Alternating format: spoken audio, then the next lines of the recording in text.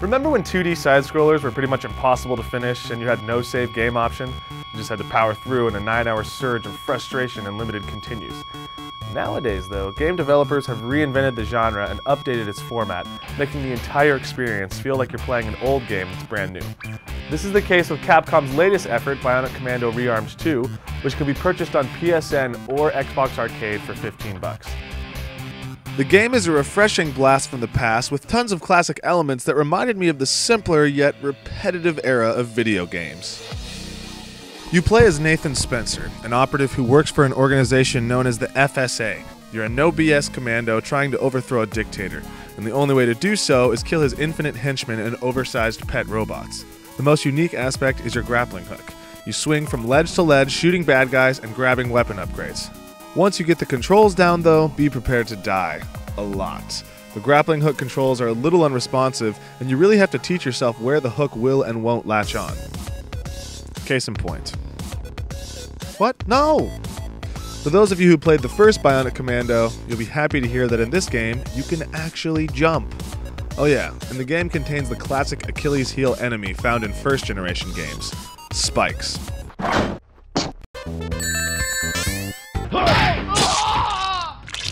Reptile wins.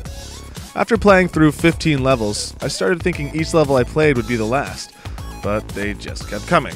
At this point, the game became a routine. Traverse your way through the obstacles and kill the endless amount of henchmen. The graphics in this game aren't anything we haven't seen before, but because each level looks different from the last, it definitely helps make you feel like you're not doing the same thing over and over. Because of the snowy mountains or lush jungle scenery, the levels have a great 3D feel even though it's a 2D game. One element that helps break the routine gameplay is when you're required to use one of the bionic arm upgrades to open a door or get past an enemy. The developers clearly tried to make a more in-depth plot than we're used to seeing in 2D side-scrollers, but because the characters aren't supplied with voice acting and the game is 95% gameplay, it honestly provides no deep contribution to the overall experience, and I found myself skipping through these sections. The soundtrack is also made in a classic 8-bit fashion, but after a couple levels, you'll start to feel like you're playing a video game in the middle of a rave.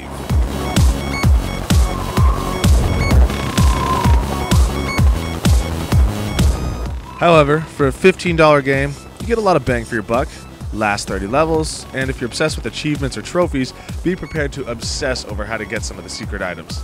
There's also a co-op mode that's pretty fun and makes the game a little easier since you can team up in boss battles. Bottom line, unresponsive controls and repetitive gameplay sometimes make the game feel like a chore, but colorful levels and puzzle-like challenges help break up the monotony. I would have to say Bionic Commando Rearmed 2 deserves a 3.5 out of 5.